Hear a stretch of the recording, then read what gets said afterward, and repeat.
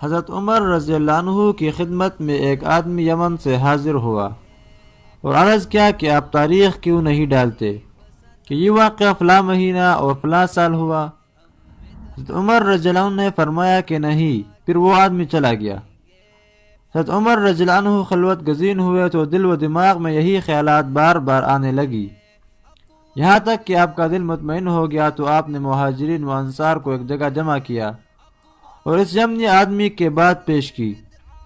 پھر ان سے ایک سوال کیا کہ تاریخ کا آغاز کہاں سے ہونا چاہیے۔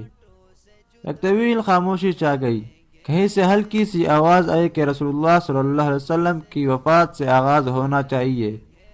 کسی نے کہا کہ نہیں، بلکہ بعثت نبی سے تاریخ لکھنے کا آغاز ہونا چاہیے۔ اتنے میں حضرت علی رضی اللہ عنہ کی آواز بلند ہوئی کہ ہمیں تاریخ لکھنے کا آغاز اس وقت سے کرنا چاہیے جس وقت رسول اللہ صلی اللہ علیہ وسلم شرک کی سرزمین سے نکلے، یعنی جس دن ہجرت فرمائی۔ حضرت علی رضی اللہ عنہ کا یہ فرمانا تھا کہ ہر طرف آوازیں آنے لگی کہ ہمیں یہ بات قبول ہے اور ہم اس پر راضی ہیں۔ اگر آپ کو یہ ویڈیو اچھی لگی تو اس کو لائک کر دے اور آگے اپنے دوستوں کے ساتھ شیئر کر دے، اور اس طرح کی مزید معلوماتی ویڈیوز کے لیے ہمارے چینل کو سبسکرائب کر دے۔ ملتے ہیں انشاءاللہ اگلی ویڈیو میں، تب تک کے لیے اللہ حافظ۔